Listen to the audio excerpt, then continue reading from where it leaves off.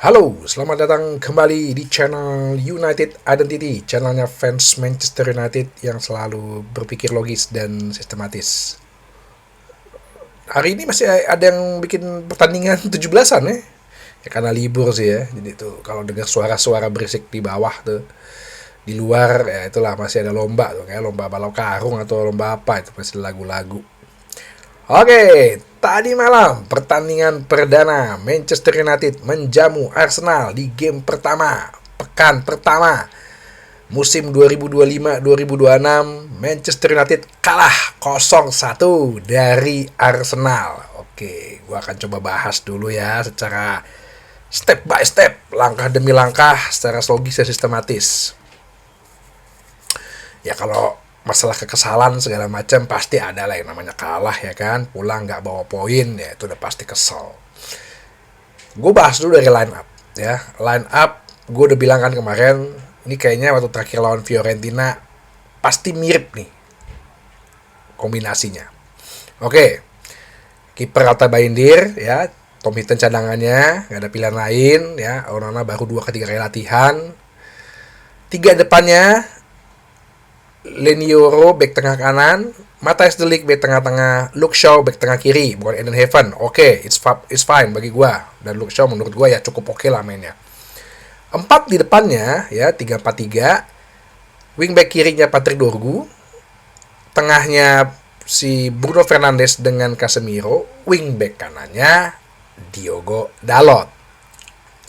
3 di depannya persis seperti yang lawan Fiorentina, yaitu si Mason Mount sebagai penyerang kiri, Matheus Cunha sebagai false nine, Bryan Mbeumo sebagai penyerang kanan. Semalam gue ngomong, yang gue kritik itu adalah kenapa Ruben Amorim pasang Diogo Dalot. Padahal di preseason kemarin, selama Premier League Series preseason, Amad Diallo itu selalu menjadi starter, baik sebagai wingback kanan, baik sebagai penyerang kanan, ya. Bahkan di 2 game terakhir melawan Everton yang berakhir 2-2 dan Fiorentina yang berakhir 1-1, itu wingback kanannya Amad Diallo, penyerang kanannya Bryan Mbeumo. Kenapa gitu loh? Kenapa lo change the winning team? Kenapa lo mengubah yang sudah berlaku di preseason? Ya kenapa nggak lo lanjutin gitu? Padahal Diogo Dalot itu selama preseason dia datang masuk di babak kedua gitu loh. Kenapa gitu? Lo terlalu overthinking menurut gua. Ruben Amorim, lo peringkat 15 kemarin, musim baru ini ya, khususnya di awal-awal, lu jangan terlalu overthinking. Yang berpikir lu adalah cari kemenangan, udah. Bagaimana formasi yang bisa mendapatkan gol, formasi menyerang yang bisa mendapatkan gol. Ya banyak kan, ya itulah dia ya, overthinkingnya itu, kebanyakan berpikir bahwa ya takutnya kalau Amad Diallo terlalu menyerang, kalau Dalot kan lumayan bagus bertahan dibandingin Amad Diallo. Di sisi kiri Arsenal itu Gabriel Martinelli ya, yang menurut gue secara level kalau dimatiin sama Lenioro bisa deh.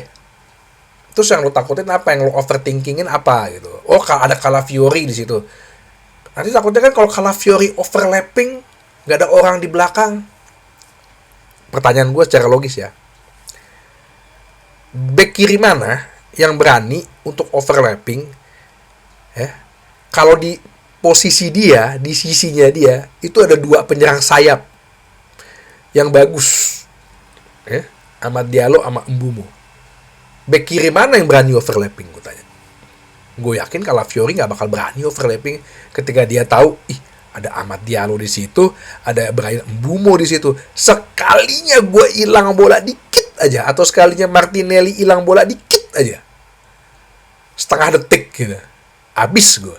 Berani nggak kalau Fiori overlapping? Gue yakin nggak bakal berani. Nah ini loh ya. Overthinking terlalu gini yang menurut gue jangan sampai merugikan ya. Jangan sampai merugikan. Sama tuh kejadiannya kayak tahun lalu ketika Ten Hag di musim ketiga ya, Gak punya bek kiri, paksain bek kanan jadi bek kiri. Padahal ada Lisandro Martinez yang selama di Argentina pun timnas Argentina suka jadi bek kiri. Kan baru 2-3 pertandingan terakhir tuh waktu zaman Ten Hag sebelum dipecat, Lisandro Martinez akhirnya dipasang jadi bek kiri. Cari kemenangan deh. Di 10 pertandingan awal tuh cari banyak kemenangan. Ya, itu satu catatan gua ya mengenai susunan pemain. Jalannya pertandingan, harusnya sih kalau teman-teman nonton ya, sepanjang pertandingan Manchester United sih bermain bagus. Menurut gua gini, gua kan bilang ya, gua akan lihat 10 game permainan Manchester United. Ya, masalah kalah dan menang itu sesuatu yang nggak bisa kita pegang gitu. Dalam arti ya kayak golnya Arsenal kok nggak ada VAR ya. Penalti yang Matheus Cunha dijatuhkan oleh Gabriel padahal dia kena kaki duluan. Kenapa nggak ada VAR? Nah, itu yang menurut gua yang penting kita lihat permainannya dulu. Kalau dari secara gambaran luas umumnya permainannya sih menjanjikan. Menurut gue menjanjikan jauh lebih baik dibandingkan musim lalu. Gitu. Secara build up play bagus, game plan-nya jelas ya. Ya sekali lagi finishing di akhirnya itu aja. Yang kita memang karena nggak bermain dengan satu striker. Kalau tanya, wah Benjamin, ada yang bilang gini, Benjamin Sesko kok nggak dipasang? Itu masih gue maklumin. Benjamin Sesko tidak dimainkan, itu masih gue maklumin. Baru datang minggu lalu, baru 3 kali latihan. It's fine bagi gue. Dan menurut gue, fungsi Mason Mount pun menurut gue masih kelihatan gitu loh. Ya. Secara garis besar. Di menit ke-13, itu terjadi gol.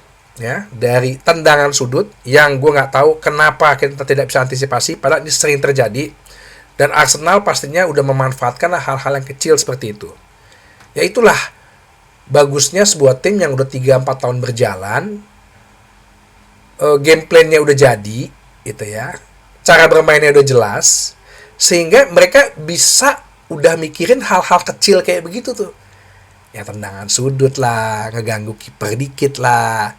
Ya, udah bisa ngukur yang ngurusin yang peritilan-peritilan kecil kayak gitu, mereka udah bisa ngurusin.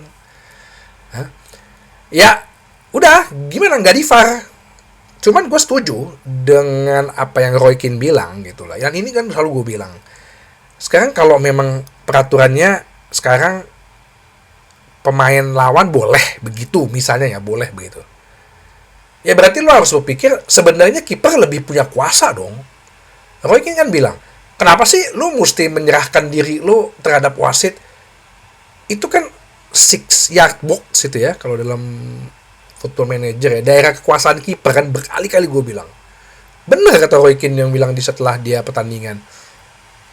Ya lu berjibaku lah. Lu justru harus lebih berani. Lu jangan sampai dibully gitu aja, kalau Roy Keane bilang. Jangan sampai dizolimi terus lo referee, wasit, enggak. Dia mau nabrak gue tabrak lagi. Lo gue punya kekuasaan di sini. Itu yang menurut gue gol yang harusnya sih nggak harus terjadi gitu loh. Gabriel mau nabrak dia, lo tabrak balik. Lo lebih gede badannya. Gue inget Peter Schmeichel tuh paling nggak bisa tuh digituin tuh. Gue hajar lo di sini. Jadi ada kekurangan percayaan diri ya. Menurut gue ada kekurangan percayaan diri, kurang pede. Menurut gue ada kekurangan percaya diri di tubuh kiper. Ya harusnya sih tugas kapten ya melakukan motivasi atau supaya mentalnya nggak jatuh gitu loh. Setelah itu kita berani menyerang. Si Mbeumo dan Matheus Cunha sangat menjanjikan. Kita udah lama nggak ngelihat winger atau penyerang-penyerang yang bisa ngedribble lewatin 2 pemain aja ya. Coba kalau zaman itu masih ada Garnacho nih, zaman kemarin tadi malam tuh, gue nggak yakin tuh bolanya lewat tuh kayak Cunha gitu, bisa terobos 3 pemain gitu. Gue bilang babak kedua harusnya Dalot ganti sama Amad Diallo. Benar,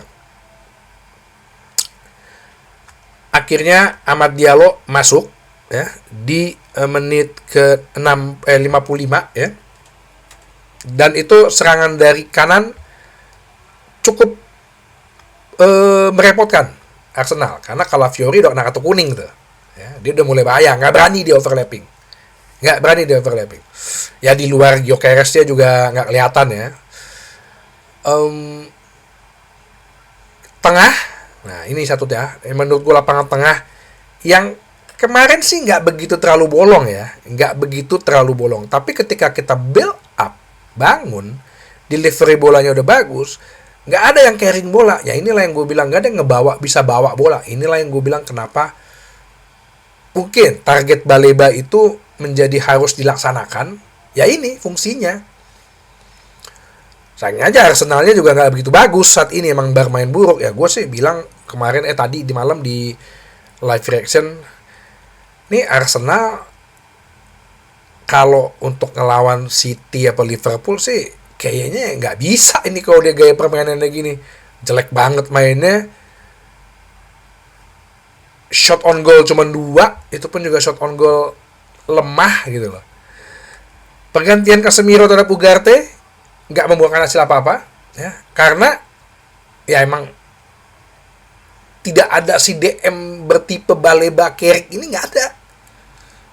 Nah, ini yang menurut gua harus jadi pelajaran ya. Sampai akhir menit 96, walaupun Benjamin Sesko sudah dimasukkan dan terbukti tidak ada aliran bola juga ke dia, tidak ada umpan ke dia, ya gue kalau jadi Højlund mungkin agak ketawa ya, tuh kan, siapapun strikernya, kalau nggak ada yang supply, gimana mau cetak gol? Gue semalam bilang, ya ini silakan deh penggemar Bruno kalau ada yang mau ngomong. Kalau emang si creative chances itu ya bisa menjadi pembeda, gampang aja, lu bikin umpan crossing yang bisa tepat menuju Sesko dulu aja coba. Kayak David Beckham ke Duatyor gitu, atau David Beckham ke Ruud van Nistelrooy gitu. Kalau lo secreted chances, nggak usah aneh-aneh deh, nggak usah bervisi luas pengen bikin umpan-umpan tipuan gitu, umpan-umpan passing-passing yang nggak tak terduga, nggak, gampang aja. Lo ada di tengah tuh, ya, lo coba deh bikin crossing yang bisa tepat ke Benjamin Sesko. Kan katanya Benjamin Sesko jago di udara, sundulannya. Ya coba aja lo bikin crossing dimulai dari Bruno Fernandes dulu aja deh. Ya, buat fansnya Bruno Fernandes nggak usah sakit hati gitu. Gue udah bilang dari awal, gue mempertanyakan creative chances ini, kenapa kita nggak jual dia ke Arab? Oh iya, tapi kan kemarin yang gendong dia, ya yang bikin penalti dia, yang cetak gol dia, iya bagi dia. Lu akan menjadi tim yang bagus bukan karena 10 orang gara-gara satu, enggak. 11 orang gara-gara satu, 11-11-nya harus punya kontribusi. 11-11-nya harus terlihat tampil.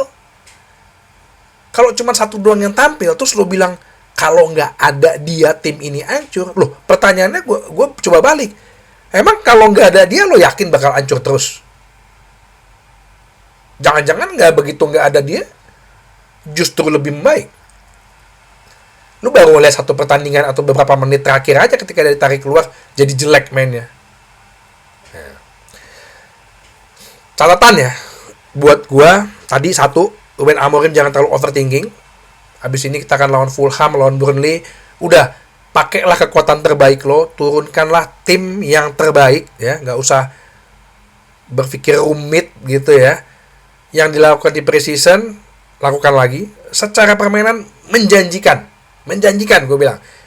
Is far better, jauh lebih baik dari musim kemarin, menjanjikan. Ya, walaupun catatannya suara apa tuh? Menurut gue catatan gue lapangan tengah ya. Ini yang kedua nih, lapangan tengah masih menjadi PR. Mungkin Bruno akan bisa lebih keluar potensinya kalau ada DM yang bisa menenangkan lapangan tengah. Ya kayak mungkin Baleba, Adam Wharton. Kemarin gue nonton Chelsea lawan Crystal Palace sih, ya menurut gue so-so lah ya, nggak bisa dibilang bahwa dia is good, very good enough gitu ya, superb gitu kalau bahasa football manager nggak. Tapi kalau Baleba sih kemarin gue lihat waktu Ya walaupun imbang sih akhirnya lawan Fulham. Oke, ini orang bisa jadi katalisator ya atau penyeimbang di lini tengah. Yang ketiga, catatan gue, ya sekarang manajemen katanya Avram Glazer nonton ya. Ya udah, buat Ruben Amorim penuhin lah keinginan dia. Di press conference tuh sih dia mukanya marah banget, ngamuk dia tuh. Ya entah ngamuk karena keputusan wasit atau ngamuk dengan hal-hal sepele yang akhirnya terlewatkan gitu ya. Masalah kiper kan ditanyain kan, lu kenapa nggak pasang Tom Hinton, kenapa dia marah gitu ya. Pilihan gue Alta Bayindir. Mungkin dia kesel, lu udah dipilih, lu harusnya bisa berpikir lebih cerdas dong ya. Ruben Amorim udah mulai marah tuh, udah mulai gaya-gaya Mourinho kalau ditanya di press conference yang ngebales gitu ya. Enggak, lu kenapa mengkritik Altay Bayindir? Lu tahu nggak waktu pertandingan lawan Arsenal kemarin dia bermain luar biasa. Oke, jadi sekarang yang ketiga adalah yang manajemen. Ya udah, penuhin deh. Amorim maunya apa? Udah lu penuhin aja. 100 juta, 112 juta Baleba, ya udah penuhin aja. Ini kan Højlund mau dijual, Garnacho mau dijual, Anthony, ya cepet lah gitu. Doing fast, doing something gitu. Oke? Jadi untungnya kita libur ya, nggak apa-apa. Nikmatin aja kekalahan pertama ini. Memang Manchester United kalau mau juara biasanya pertandingan pertama kalau nggak kalah minimal imbang. Nggak pernah dia menang. Kalau dia menang besar, telak gitu, nih ngejeng nih. Akhir musim kayaknya hancur nih. Tapi kalau kita kalah atau imbang atau mainnya kesusahan, justru bahwa ada harapan di akhir musim. Sampai ketemu lagi di bahasan berikutnya di channel United Identity, channelnya fans Manchester United yang selalu berpikir logis dan sistematis. Terima kasih.